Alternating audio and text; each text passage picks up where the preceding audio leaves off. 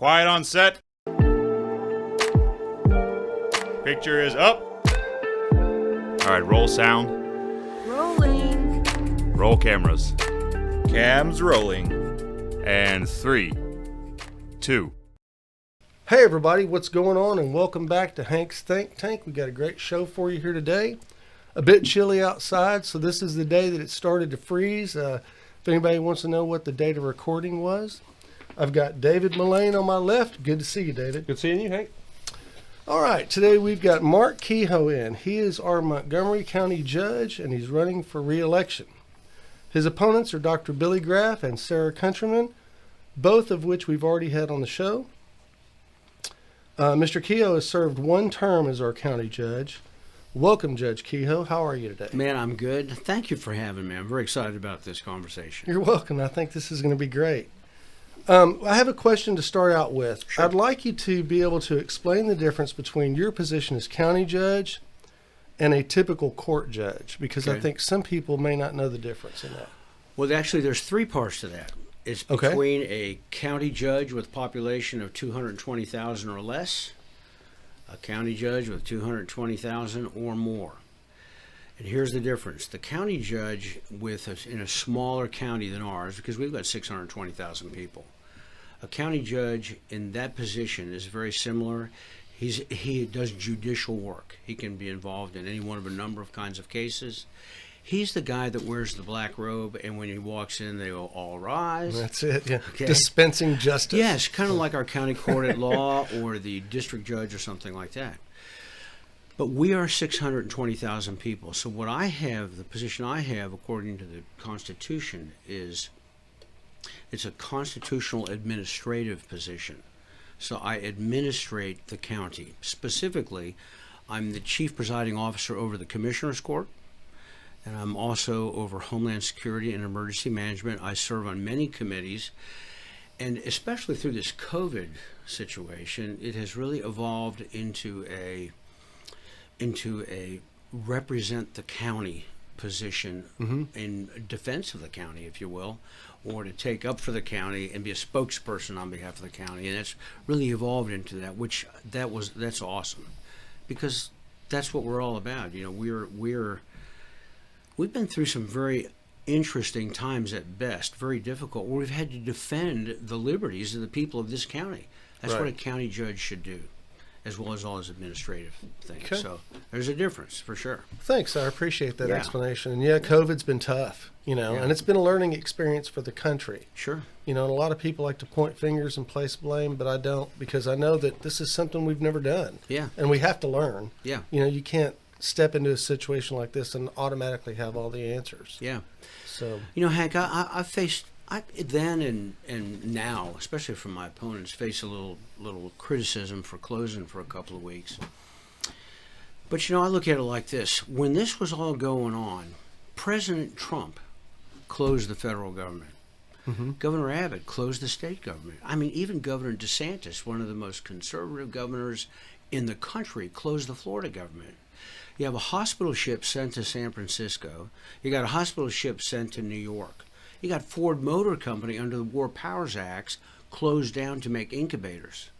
Now, all that is going on. Everybody is wondering, beginning to go into a panic. 17 counties around us had closed. We're still open. All of a sudden, I get my hospital district into their defense. All they were doing was telling me the model. They weren't saying and predicting. But they said the model show that we're going to have 100,000 cases in Montgomery County by the end of April. This is March 28th. By the end of April, 100,000 cases and 1,000 possible deaths. Meanwhile, one of our state legislators come back from Austin, who had said he had been in a meeting where Hellerstedt, by the models, to his defense as well, said the models show that we could lose up to 20% of the people of Texas. Now, for somebody to sit here now and say, I would have never closed the county, is irresponsible. I mean, I can't even imagine such a thing. We have all this going on. We don't really know. They said it takes 2 weeks to flatten the curve. So I said, okay, I'm going to go with the science. And so we closed the county. Didn't want to, but we did. Now, And that was the science back then. Yeah, that's right. Which we didn't have a whole lot of science No, back that's then. that's It right. was conjecture, a lot of it. That's right. But Yeah. everybody's closing, and we're getting these. The governor's issuing orders. Everybody's doing all kinds of things. So I said, okay, I'm going to follow the science, and I'm going to watch it. And here's what I watched. I watched the amount of cases against hospitalizations. We didn't have the evidence yet of who's going to die and who's not going to die. Even though we'd love to have seen a body count, we couldn't. But what I kept seeing is all these people, as the cases were rising, only 5%, 7%, 4%, depending upon the day, were left in the hospitals for observation. They weren't even in intensive care, in most cases. Everybody else was sent home. And I kept saying to myself, if this is so bad, why is everybody going home? And so after 2 weeks, when I saw that the model was in an alternative universe from reality, I said, I'm done. I'm getting rid of the science. I'm going with common sense. We are opening. At that same time, I got a telephone call from our guy south of us, the county judge down in Harris County, saying that they were fixing to do a mask order, and I said to him, because she wanted to, we got to get our businesses open. We must put a mask order in. I said, Judge, don't do that. You want to get your businesses open? Lose the restrictions. Right. They didn't do it, man. They met the next day, and all of a sudden our telephone's ringing off the hook. So then I went out and had to produce a piece on checking with our attorneys, and we have no legal authority to do this, to make a mask order. And from that point forward, after I opened back the county, man, it was a fight. It was a fight with the governor. It was a fight with Harris County, with the counties around us, with the city of Houston. It was amazing, all the stuff that went on. And I got to tell you, at the end of the day, I give all the credit to the Lord. I do. We were right. Montgomery County stayed ahead of the curve, man, when it came to our business and the people in the community. And during that time, as I thought about it, I developed some mantras that I live by today. And the first one is, you cannot have a healthy community without a healthy economy. That's true. Period. Second thing is, the government should never be in the business of choosing winners and losers, who is essential and who is not essential. That's nonsense. And I can tell you stories about that. And the third thing is God created us for community. We are better when we're with people. We're more accountable when we're with people. We are kinder when we're with people. Our brains are right. During this time of closure across the country, the amount of suicide, the amount of child abuse, the amount of addictive issues, people addicted to alcohol, drugs, porn, all kinds of stuff, sitting there all alone. Mm-hmm. God didn't create us to do that, man. Right. So, here's one other thing. Some have said, well, I would have never closed the churches. I would have never closed some of these various places. Well, you know what? I was the only one that produced an order where I didn't close the churches. People need to be together. I gave them a way to be together. Also kept open Second Amendment stuff. Mm-hmm. I specifically said things oriented towards Second Amendment, whether it's purchasing or whatnot. I had car dealerships calling me saying, man, what are we going to do? We got to shut our business. It's real easy for me. I said, let me ask you a question.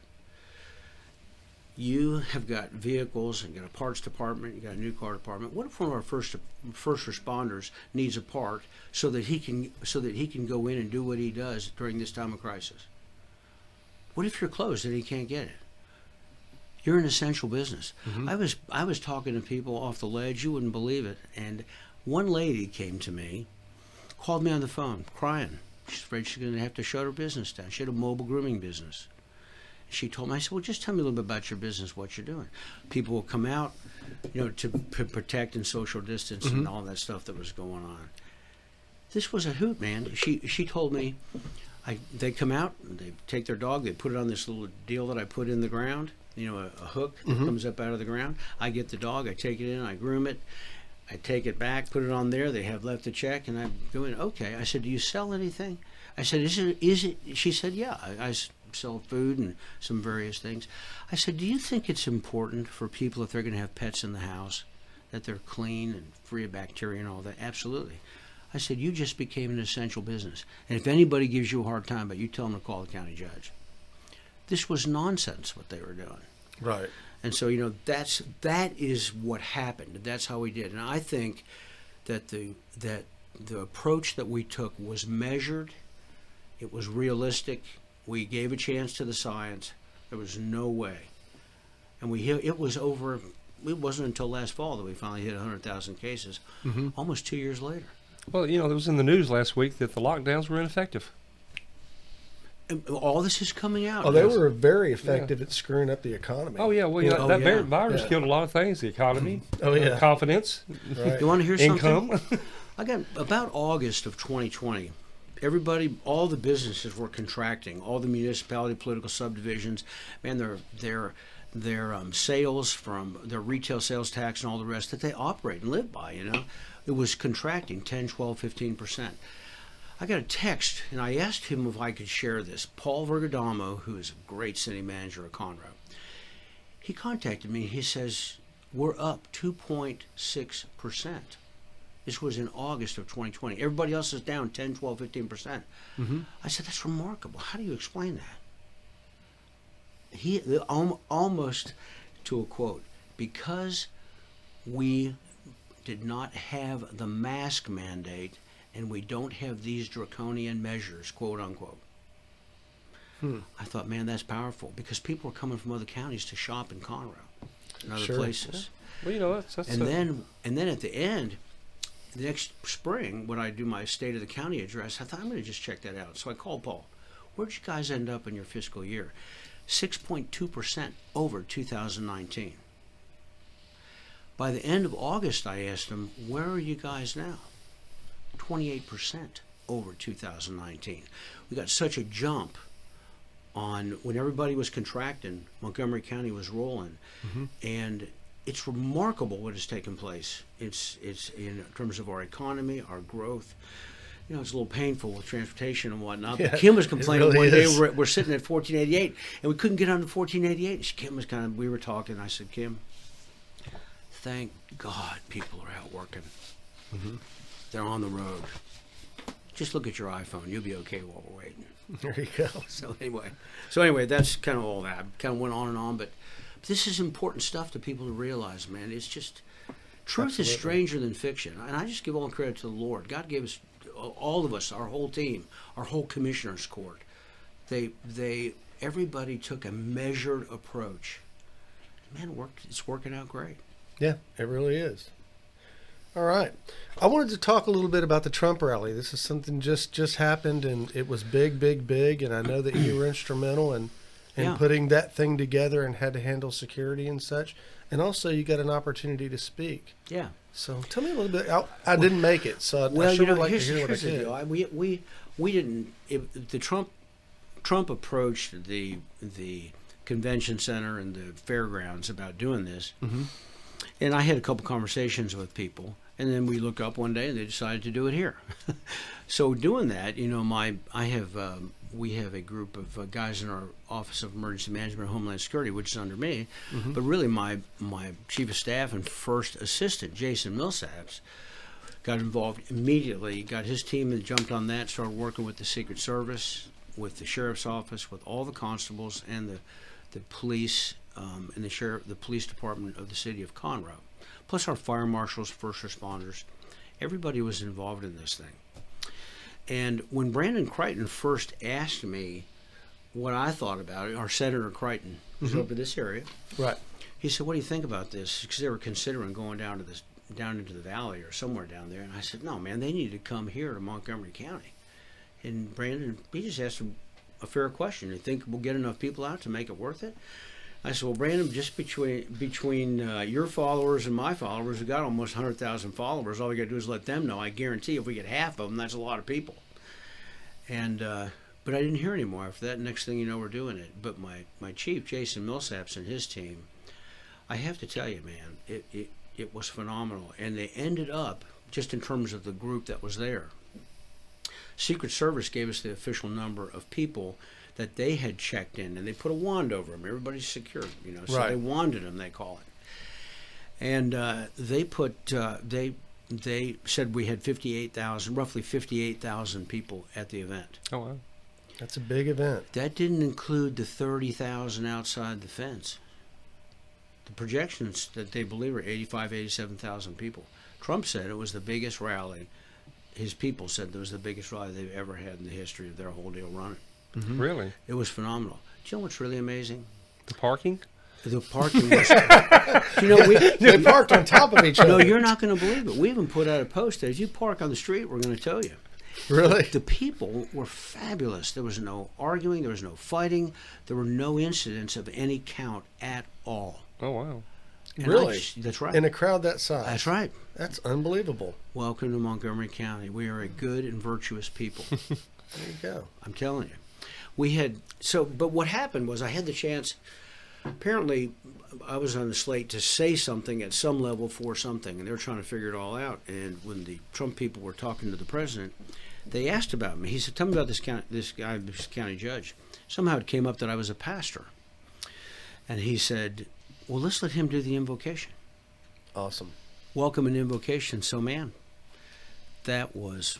I didn't know what to expect, and I walked out and saw that crowd. I thought, so how long of notice did they give you before you had to say the prayer? Well, I knew that about, a couple days ahead of time, okay. probably, yeah. At So least, I had a at chance. least it's enough time to think but about you know, it. Yeah, well, yeah. you know, I kind of do this. That's my other, on my weekend life as a pastor. So, you kind of just create stuff as you go. But this one I really gave thought to, and what is a fair prayer to pray.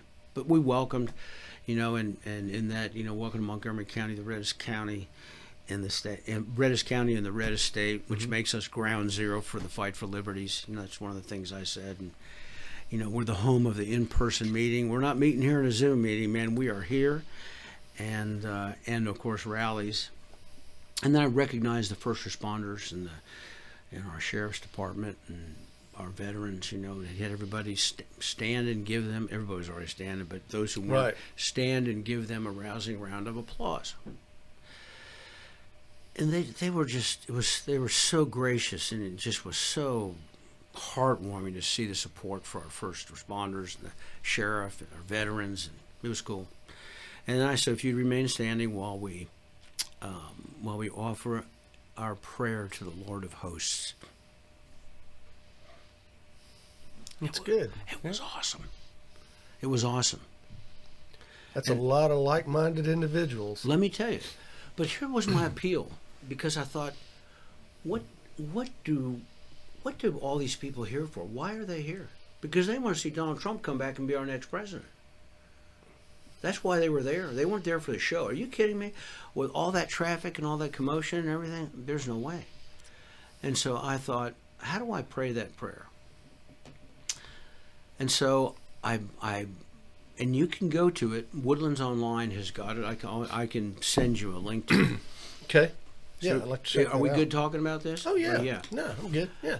But what we did was in this whole deal, what was important to me was it's the appeal to reason. And that is, God, you're the God who made the world and everything in it. You're Lord of heaven and earth. Mm-hmm. And Lord, you also teach us in your scripture that you raise up kings and take down kings and put people in positions of authority, and no man can thwart your hand. But Lord, even though you are the creator, you've given us a means by which we can talk to you, to pray to you. And you tell us, if we abide in you and your words abide in us, ask whatever you will, and it will be given to you. This is to our Father's glory, that we bear much fruit, showing ourselves to be your disciples. So my appeal to the Lord really was, as I thought about this, I thought, we are not a perfect people. But as I prayed, I said, Lord, we are Montgomery County has good and virtuous people. We have over 400 places of worship in this county. I mean, think about that. That's a lot. We care about people who can't help themselves and the sanctity of life. We do. And, and I talked about these things, about our love for family, for home, hard work, accountability, that sort of thing. And so I said, Lord, because we are abiding in you and you're abiding in us, I have one prayer, and one prayer really only, that you would bring back the greatest president who has ever lived, Donald Trump. It was amazing. I bet. Oh, man, the crowd went crazy. I mean, it's a prayer, and then and I mentioned a number of things that he had done. Mm-hmm. And then I said again, so we pray, Lord, that you would bring back Donald Trump, the greatest president who has ever lived, as the president of the United States. The crowd went crazy, and I said, and all God's people said, and these people who are criticizing for politicizing my prayer. I can't believe it. Really? Oh, yeah, there's some, but that's all right. I say to them, we know there's 85,000 people out there that didn't think so. And they just, it was awesome. But you can take a look at it. After that, what's really funny is that we took off, went to a fundraiser that they had out in Bentwater. And I walked in, they handed me a microphone and said, "You're on." And sure enough, I started speaking. There was 300 people there. We spoke to about 200 of them. And this, I mean, it's a high-dollar deal. And I have to tell you, it was amazing because all I did was explain to them what I just prayed about. I said, "Let me tell you what just happened." And I talked to them, and I read through the prayer that we had done. They were standing on the fountain in the back of this mansion over Lake Conroe. I mean, it was a hoot, man, to watch. But they were so energized, just like the crowd. And we came back, took some pictures, and Donald gave me towards about 35 minutes into his deal, gave me a really great shout out. And, you know, it was cool. Yeah. Great fun. Yeah, and I missed it. That's typical. Okay. So, okay. I want to talk about your short, I promise. Oh, you're good. We got all the time in the world. I have nothing else to do for today, tonight, and tomorrow. So, cool. And I'll have lunch and dinner brought in, so we'll be all right. What do you think your major accomplishments have been in your term? You know, when I came, the major accomplishment to me has to do with a lot to do with what people think about politicians. One thing they hate about politicians is they don't do what they say they were going to do. Mm-hmm. I can tell you, I came up with a contract with Montgomery County. I made those promises, and I kept every single one of them. For instance, I told the people, not a big deal, but I said one of my first orders of business is that when I get into office, I'm going to cut my salary by 12%. And do you know that in all 3 budget cycles, I'm the only employee in Montgomery County who hasn't taken a raise or a cost of living increase? I told them also that we would remove the tolls at 242. Okay. It was paid for. And the object is you have a revenue bond that you put up, and when it's paid for, then you move on to something else. You don't keep using it as an additional tax. That's not right. And I'm not, and so from the toll perspective, if you do it, the deal is you got to have an exit strategy. Well, they didn't want to do the exit strategy, which was to take the tolls away. By May of 2019, and I was sworn in January of 19, the commissioners, we came to agreement in court, finally, after a little bit of stress over that deal, that we were going to do this. And we removed the tolls from 242, the second time in the history of the state of Texas. One other time was between Dallas and Fort Worth. No toll has ever been removed. Harris County, you wouldn't believe the amount of money they make on their toll system. I'm not going to go into their details. It's a different animal. Now, see, I'm an old guy, and I remember when they were talking about putting in the Sam Houston Tollway. And they promised the citizens of Houston at that time the tolls would be 50 cents, they would never go up, and once the toll road was paid for, they would eliminate the tolls. And where are we at today? It's And you believe unbelievable. Huh? Do you believe that? I believed it when I was a young man. I sure did. Well, you know, when you think why about would they it, lie? Right. You know? you know, Kind of like the lottery. if you don't, if you can do it without causing if you can put a road in without adding it and putting it into a bond or in something where it increases the exposure to the county, well, man, I mean, that's the way to do it. So a revenue bond, which is it's paid for based upon the income that it generates. People, I believe, I talk to people all the time. Jason and I figured I've probably talked to about 12 to 14,000 people over the last 3 years. Transportation always comes up. Tolls always come up. And I just ask them this question when we start talking about tolls. Let me ask you all a question. How many of you enjoy waiting in traffic? Raise your hand. Not one hand in all those people. I bet not. The next question is, how many of you enjoy getting a bill in the mail for driving on a road? Raise your hand. Nobody. So what you're telling me is you don't want to wait in traffic, but you also don't want to pay. Well, unfortunately, it doesn't work that way. We've got to figure out a way to do this. So I believe people would be convinced to do it if they believed you had an exit strategy and believed you would do it. Because right now they don't believe it.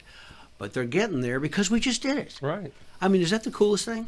Would It is. It would It's be rare. awesome by the time we get done with 249, because that's a revenue bond. They're moving through that fast. Mm-hmm. Okay, boom, we're done. Now we've done it with 2. We did what we said we were going to do. If there was a need, we're not talking any kind of tolls. I'm not advocating for that at all. But the point is, we have a transportation issue here, and we need to be open to anything to move transportation. So that was the second thing we did. I Right. promised we would do the transportation and take off the toll, and we did it. Third thing I said had to do with taxes. When we were running for this office, the problem that, and people are, they're still talking about property tax reform all the time. I hear property tax reform, property tax Oh, reform. you'll hear that till Yeah. I the listen. last I day. presented. As long as you live out I here. presented Yeah. bills in the House of Representatives. Both sessions I was there, and there are some ways that if they would get serious about it, there are some different changes that they could make. Mhm. But right now, what I said to them is, I said, look, since very little of that is going to change, as your appraisals go up, our commitment to you is that we will drop the rate to compensate for the cost of the increase that they're going to charge you for the increased value of your home. Okay. First year we did that, Barb Sadler, the previous county judge, called me. He says it's never been done in the history of the county. The second year we came in below that. It's called the effective tax rate or the no new revenue rate. The third year we did the same thing. It's unprecedented. Everybody high fives each other. They say, and they're bragging, we didn't raise your tax rate. So where are they getting the money from? They're getting it from the increase in your appraisal. Mm-hmm. And you keep, well, if you didn't raise my tax rate, why am I writing a bigger check every year? Right. See what I'm saying? It's kind of like investing in the stock market. You hit a home run, you get taxed on it, but you never see a dime of it. It's still in the account. That's what that's like. So as the appraisals went up, we dropped the rate. And the commissioners agreed to this. It was awesome. And what's really amazing is that we have surpluses that are carrying over, and we're paying in advance for vehicles and that sort of thing, so we don't have to put that into the budget. We've been able to keep our budget down. We've not sacrificed any of our services.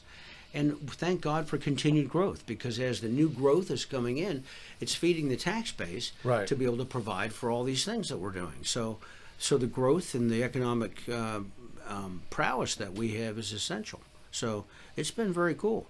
One of the things that came up in these forums was that the county is going broke. Mm-hmm. We're not using our money wisely. We don't have any surplus. Are you kidding me? We have increased our surplus of cash over the last 5 years to our fund balance by 27%. It's unbelievable. We got enough money to not bring in one tax dollar and pay for a full year of taxes. And our Right. budget's $360 to $400 million. I mean, it's huge.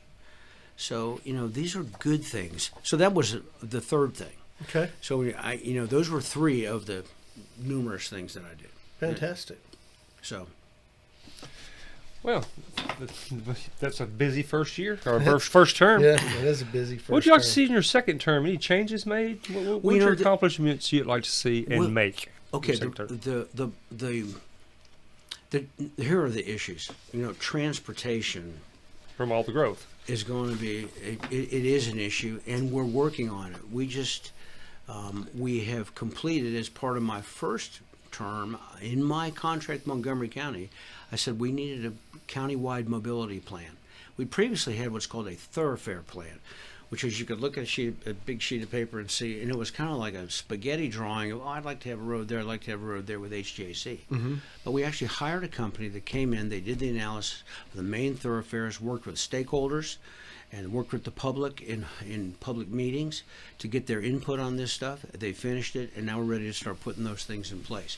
We have monies right now that we have gotten with TxDOT on a number of roads that our attorney has brought and has taken to TxDOT, and we're waiting on a response to them, because the tendency is once we have an agreement and a advanced funding agreement, well, then they want to change something, whether it's widening or whatever. Mm-hmm. It's kind of like we got to start all over. So we Right. said, no. What we want to do, these are the ones we're starting with, and this is where we're headed. So it's very exciting. once we get that back, I'll be able to divulge what all that is. And Okay. it's very so transportation. That's, to me, that's a huge deal. The second thing is that's still is a huge deal is taxes, property taxes. To be able to keep this, the romance of this is how do you keep the taxes from going up when you're experiencing this growth Yeah. when you have infrastructure needs? I got news for you. We're going to need a new jail. We have it increases exponentially, the amount of people and whatnot, especially when we are seeing an influx of crime trying to come this direction because of the change in standards and bails and all the rest that are happening south Right. in Harris County and in the city of Houston. It's unbelievable what's going on down there. So how do you do that? And the increase in the growth in the people, and there are ways to do it without raising the taxes. There was a man on my street. Why I became so interested in this. I said to him one day, Rusty, why are you moving? I saw a sign. He says, man, I'm getting priced out of my, he was retired. He says, I'm getting priced out of my home. The amount of money I'm paying in taxes, I'm moving to Arkansas. And he moved up there and they had a tax increase. but the point was That'd be my luck. is these people get taxed out of their homes. Right. And as it increases each year on a fixed income and whatnot, these are the guys that built the community. Why are we punishing them? If we do it right, we ought to be drawing people to this community. And as we do, and as we are, you're seeing an increase of the tax base, which is what, as we are very careful in our expenditures and how we spend money, we can do this. I've never seen an election yet, ever, where the people who were running did not complain about misspending. Oh, yeah. That's a standard deal. that's Right. standard, Where? yeah, it's a standard Tell me question. what. What are you talking about? What would you do to change it? And unfortunately, in these kind of the forums that we have, there's not that interaction of back and forth like you and I are sitting across the table. Well, that leads me to my next question. Yeah. If you could ask your opponents any questions from a perspective of John Q. Public, what would they be if you could ask your opponent any questions out there? I What think the would you big- like to ask them? Well, the big question for me is, I sit there and I listen to these things, and I don't see anything brought to the table. You didn't do this right. They didn't do that right. There's not enough transparency. They're misspending money. We're going to run out of money. I've heard the taxes are going to go up in 2024. My question to my opponents is, what have you done in this office where you have demonstrated that you keep your promises and you accomplish the things that you said you were going to do to put this county in the footing that it is right now? What have you done to do that? And the answer is nothing. I hear from one, I run the city and I've done this, this, and this. Okay. We're talking 620,000 people here in 1,200 square miles. All right? With a commissioner's court. With very serious, dedicated commissioners that, to get things done, you got to work together, man, here. And it's what have they done to do that? And I think a lot of people fail to see the complexities of trying to run a county of that size, with that many individuals, with that many roads, with flood mitigation. I mean, you name it. I mean, it hits you from every conceivable angle, I'm sure. It does. And is there going to be some wasteful spending along the way? Absolutely, because there's going to be mistakes along the way. But is it something that's done on purpose? My appeal So to... that should be the question, really. Well, I've said to these people, or I've said to the crowd as we have been in these forums, I said, the fact of the matter is we don't do everything right, but we sure do try. And the checks and balances on that court, man, it can be brutal. These guys understand what they're doing. I remember when I first got into this and as a county judge, and I really felt like I could bring some things to the table. But one of the comments that I kind of started hearing was, Keough, stay in your own lane. Commissioners talk about everything in road and bridge language, right? But as I learned to do that, and as we work together on these things in court, in front of people, this is not behind the scenes stuff. And it's been awesome. And my opponents do not have that ability to do that. You know, one of them, well, they just don't. That's all I'm saying. Mm-hmm. I mean, they maybe have innate abilities, Mm-hmm. but have they done it? No. Why would you want to switch when you've got something right now that is working, that you have a court that's working together, that has done things that have never been done in the history of the county? It's pretty remarkable when you think about it. So that's And most people don't realize that y'all get audited by the state, just like other municipalities. we have outside sources that audit us. We have, as related to our CARES and our ARPA money, we've been audited on that. And there's this idea that we have this money sitting there because we're going to face a clawback. That's pure nonsense. We've already passed the desk audits, you know. So I mean, we have been very careful. In our system, we have a budget officer and we have an auditor that are a check and balance on each other. And I have to tell you, they are so good, man. And you get state audited as well. Yeah, the state comes on various things, but we have all that stuff. We pass it all. We've never had an issue, and you know that I know of. And if there is an issue, we would certainly take care of it. But we have a AAA credit rating with investment services. There's only a handful of counties in the state of Texas that have that, Mm-hmm. and that has to do with your cash balances. What does the future look like? What is your debt load? You know, all those things. What is your future growth look like? And in our credit analysis, I mean, they say it's going to remain very strong. So I'm excited about that. Now, to the defense of my predecessors, for a few years they were AAA rated. Point is that we have kept that AAA rating, decreasing the debt, defeasing debt, you know, lowering the debt, while at the same time still keeping the services. Through a COVID crisis. That's right. Yeah, really. So let me ask you this: on the subject of taxes and growth, etc. You know, a lot of people, especially in East County, are always concerned with flood mitigation. Yeah. As I am, you know, because I'm here. Yeah. And I've had some conversations with some community leaders. Yeah. What are your thoughts on the creation of a flood control district, keeping in mind that this would be more than likely another taxing authority? Well, But I think it's somewhere we may end up having to go, you know, sooner or later. I can't tell you what the future holds, but just some things about just flooding in general, if I may. Because there's so many factors involved. Complicated. Let me give you an example. You know, the flooding of Kingwood and how the flood came up in Kingwood. I remember right after Harvey, I was a state rep, and I came back and I did a little research on that and what had taken place. I jumped in an airplane. I flew from the Conroe Dam all the way down to Lake Houston. I followed the river. And what I noticed was that in the river, there were more sand. There was so much sand mining going on, big piles of sand right in the middle of the river, constricting flow. Then in the corners of the river. And then by the time you get down to West Fork, down towards Lake Houston, I mean, it was like swampy trees. And then I did a little research and come to find out that since Lake Houston was built, hear me now, 1954, 53, 54, they had never once done anything to maintain that lake. They'd never dredged it, none of that. They started doing some dredging, obviously, to clear some of that stuff out, but they had never done it.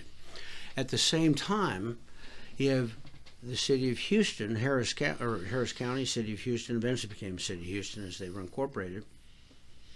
Their engineering company signing off on plats for developments in these areas.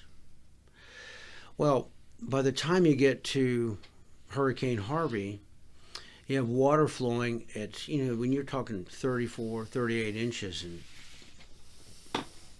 just sitting over us and drowning us. You remember? Over, yeah. I mean, yeah, we over a remember few that quite days. well. We were It was there. terrible. We were there. Everybody remembers so that. when that happened, the question is what have you guys been doing to keep that from happening, and why are you building in areas? And they're blaming Montgomery County. This is Montgomery County's fault. I had to remind them, first of all, they said that's Montgomery County water that's coming down here. Number one, it's not Montgomery County water, it's the state of Texas water. Number two, that water's been flowing there for the last 30,000 years, down from wherever, down over into the corner. So my question to you is, if you're concerned about the building and that, and it's our fault because of it, then why are your signatures in Harris County, the city of Houston, on these plats before ours are? You have approved this, and you have not managed Lake Houston for a possible flow. So this is as much as, and we're good neighbors. Mm-hmm. We want to help, and we're working on it. San Jacinto River Authority is working on some stuff with some studies, especially in Spring Creek. But the point of that is, time out, everybody. We're all in this together. Please stop placing blame on us. You're the ones that put that stuff there, and you haven't maintained your stuff. So they're in the process of doing that. They're working on, the dam situation down there, and the Lake Houston Dam. I mean, it was flowing over the top of that dam at like 8 feet over the top of it. And the way they're structured, they can only let out enough water that it takes a full day to drop 1 foot. They're restructuring a dam system and gates so that they can release water, and it would be able to release 1 foot of water an hour. Well, in the Harvey situation, if they'd had that would have reduced that from 8 foot over the dam down to about 3. It would have saved Kingwood. Mm-hmm. I want you to think about that. Now, here's something else that nobody talks about. When they built the road, the bridge, FM 1960, from Atascocita over to Crosby, it was just like the dam. It was just like the road over 1097 here in Conroe. Right. There were pilings like this, and the water could flow through the whole thing. Do you know when they built the second lane, they took, it was somewhere, I don't know, 6,000 feet of road that they had previously, and instead of building it on pilings, they built the second half on solid ground. So they put solid ground over approximately, 4,000 to 5,000 feet that the road would be on, and then they had a place for it to flow through that went from about went all the way across where the water was flowing through, and is now constricted through this one location. Mm-hmm. I brought that up to the San Jacinto River Authority again, probably within the last maybe 2 months ago, which causes a tremendous constriction of water, which causes it to back up as the water is flowing down. And everybody's answer is Montgomery County needs to build giant detention ponds.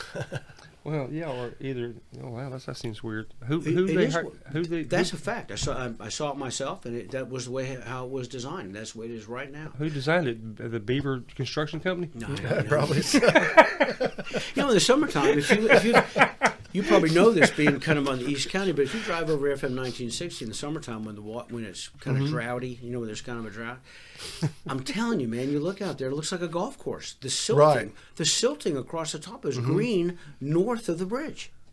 Yeah, I'd like to find out what the average depth of Lake Houston was when first constructed. I had those numbers. I don't want to get to lie, but I did use the numbers and the difference between that and Lake Conroe. But the real issue, since it's a constant level lake, is not depth; it's release. Mm-hmm.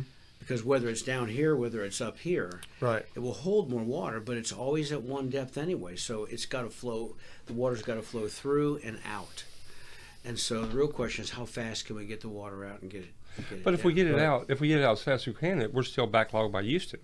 I mean, obviously, until they start doing some of their things, and well, but this is, I'm telling you, that's why we got to all be good neighbors and work on this together. But this is no small task, and we're talking unbelievable amounts of money, Army Corps of Engineers, but they are working on it. Yeah, because all the growth we got coming in this area and all the traffic, obviously we'll have a lot of flooding issues. Sure. Yeah, quite a lot. A lot. Okay. Just one last thing about that. You get 34 inches in 24 hours. I don't care what you do. All right. Yeah, that's for sure. Yeah. I mean, that's what happened with Imelda. That's a given. Yeah. Imelda was actually worse for us than Harvey. Yeah. Just because of the location and how it happened. I was told, I was an officer of emergency management, and I asked him, now, you're sure we're going to only get 8 inches of water? That's what everybody was thinking. And I went to the house. In the middle of the night, man, my phone is buzzing. It's off the hook, man. And, man, we're well over that. It just came and sat. Oh, yeah. Mm-hmm. It did. We had a front come down, kept it from moving, and just sat there and just drained on us. Okay, so moving forward. Yeah. What will be your plans for transparency and communication with the public, or better communication with the public? Well, I keep hearing how bad our communication with the public is, and I got to be honest with you, I don't see it. Those are narratives that are created. Do you know that when I came into this position, one of the issues that comes up is how we do our agenda, okay? And they talk about a consent agenda and an open agenda. Now, what that is that organizations, when I was in the House of Representatives, we had what was called local and consent. And when everybody agreed on something ahead of time in committee, if there was 100%, then the legislator would move to put it on the consent agenda. And that way they'd take it as a whole, here are all these bills, and just pass it. Let's get on with it because we all agree. Right. Okay? That makes sense. So in our consent agenda that we have, it's very similar. Everything that goes on there, we already know. And in most cases, sometimes something will come up there where we have the opportunity in court to bring it to the open agenda. You will frequently see that. But when it comes to issues, budgetary issues, and what the auditor paid and all that sort of thing, you hear it's like something that's secret and that we're trying to hide something. Please, we are required to publish the fact that we have an agenda out 72 hours ahead of time. Okay.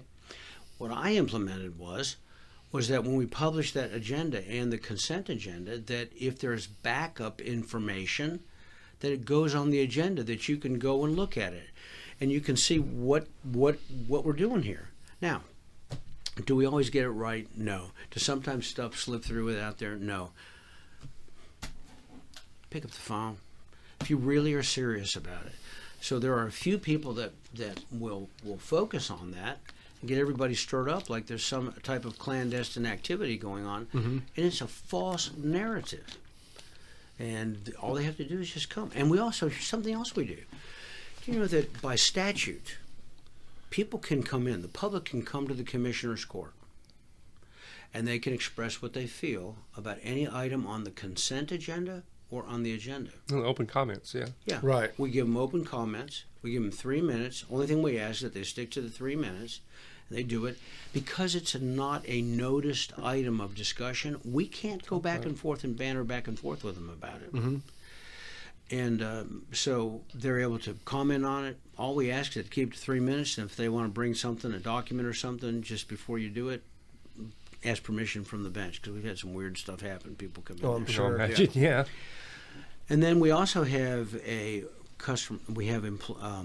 citizen comments at the end, where you can comment on anything. Is there anything now that we're through the agenda that you'd like to make a comment about or express your opinion on? Bring it on. So we do that. Our website's an open book. You know, we have all of our stuff is published so that if people want to know what's going on, And you videotape it. that's right. Oh yeah, you go back and look at the archives. It's fun to go back and look at archives. You know, what did I say there? He said. Or what did he say? I know you said that. Well, yeah. Bring around that and, tape. And, you know, it's the same in the House of Representatives. When I was in the House of Representatives, they archive everything. They put it in a Word form. We got minutes on it all. That keeps everybody honest. It's just, it's by statute as aggressively transparent as you can be. One of the buzzwords that I hear when people are running for elections, just listen. Transparency. Listen to anyone, anywhere. We got to have more transparency, more transparency. What does that mean? When we put it out there, you don't even read it. Right, or watch the videos. That's right. Right. It's there. All they have to do is, if they want to make a little effort, but those are buzzwords for, I want something, and I can't think of anything really wrong with anything, so I'm going to throw Hit out 'em with budget that. issues. Yeah, hit 'em with that. We need to quit misspending, and we need to have more transparency. There you go. I like it. Seriously. Okay. Yeah, because they're good buzzwords. Just throw them out there. Hit him with that. That's it. And it's true. You do hear that in every You campaign. do. I mean, every campaign. And it's easy to throw out there. It's hard to defend. You know, because people don't want to take the time to watch the videos, read the transcripts, you get involved. It's real easy. It's something real easy to say. Well, it goes back, and we had a conversation before we started rolling the cameras, and I think it goes back to just civics apathy. Yeah. I think people just they're busy. People they want just to be told don't instead have of wanting to time. do the research. You know? Do you know, I was being vetted by a group, and they asked about this. And they're questioning me, okay, about why they should endorse me.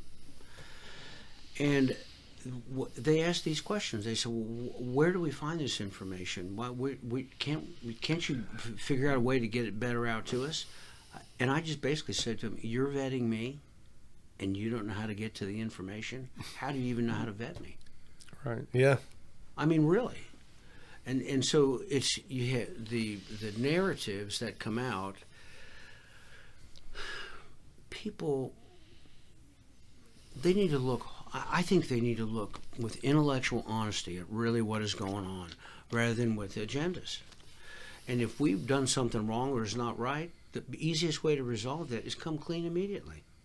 You know, I could have carried on that one issue we talked about earlier, that I could have carried that on and on and on. Mm-hmm. And I thought, no, we need to get this out in the open right now. And so we did. And you know, the sooner that you do that, if they've got a question and they ask the question, we answer it. Contrary to popular belief, and it's not popular belief, of some that have used it as a narrative, we don't return calls. I can tell you unequivocally, that is nonsense.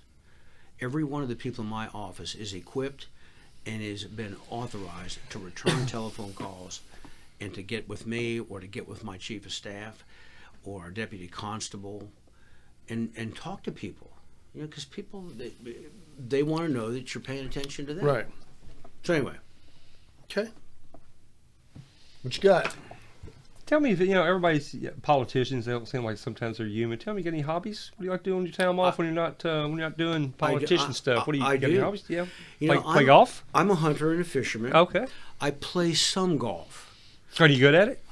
Well, not really. That's why I play some golf. I play military golf. I know Left, right, left. I know how to play golf with people that know how to play, because I have learned when I get up to hit the ball, just hit it. Don't stand there and Don't take take 5 15 minutes. practice swings. If it goes into the rough, take one sweep by it. If you can't find it, throw a ball out and keep going. And they'll invite you back. Right. Did you hunt this year? But I did. I did a little bit of hunting. I did some bird hunting, and there was I did some deer hunting, but I didn't take anything. But given all the activity and stuff, it's tough for me, the time-wise, to do it. But, I'm a sporting clay guy. I shoot I like sporting that too. clays. Oh, yeah. I enjoy that. Love it. And it's Skeeter trap. I do skeet trap, but I like to do the sporting clays where I run the course, because there's always variety there. And but the thing I like about it is, I go out and play a round of golf with a few guys, and it's 5 to 6 hours by the time I get through it. I can go out and just shoot sporting clays at lunchtime, man. And shoot around over there at the gun club in Conroe, and turn right around and come back an hour and a half. I'm back at the desk. So that's what's awesome. Or within 2 hours, realistically. Okay. Yeah. One more final question. Sure. So if somebody's sitting on the fence, they haven't made a decision yet, they don't know exactly who they're going to vote for, what would you say to that individual to get them to vote your way? I would say to them that if a politician doing what he says he is going to do is important to you, then I'm your guy. Because everything that I promised before I did this, before I had a plan, I promised it, and I executed it. I'd ask him, is that important to you? If it is, I'm your guy. The others, it's a crapshoot. You don't know what they're going to do. They can tell you, I want to do this, I want to do that. I think we need more of this. I think we need more of that. No, we actually went out and found out what was important to people. I can't tell you how many hundreds of people we talked to before I came up with my contract. Okay, here are the things we're going to focus on. And you know what? We jumped in, and no joke, I give all the credit to the Lord. Got a great commissioner's court, and we got it done. I would make one appeal to anybody that is listening to keep my really is important that we have accomplished things that have never been done in this county, this court. And it's just so important to keep us pushing forward and to not cause disruption in the court. Keep us accountable. Come to court. Yell and scream at us. Do whatever you want to do, but don't break up this court. We have accomplished things that we must keep on pushing forward, and that would be my appeal. Okay, great. All right? And if somebody wants to learn more about your campaign and more about you, where would they go? They would just go right to 832-729-3314. Call me on my cell phone. Wow. I'm calling right now. How about that? No. The one guy that says, and I just happen to have her cell phone number. Everybody call her right now. Yeah. But you can go to our website at Mark Keough, the Mark Keough campaign website. Okay. And you can see us there. And it's a pretty easy deal. Now, Facebook, we do most of our communication, very little communication really on our website. So you go to my Facebook, Mark Keough County Judge. Okay. Would love for you to come and see that, like it, and share it, and got tons of followers, and that's where we do most of our communication. Okay, fantastic. All right, It was a pleasure having you out here. man. Thanks, you guys. I appreciate it so much, and it's been a lot of fun. Yeah, it's been good. All right, guys. Well, there you have it, and this concludes the interviews for all three candidates in this particular race. So if you want to know about any of them, you can tune in here and check it out. For David Mullane, I'm Hank Vatt. This is Hank's Think Tank, and we're out again.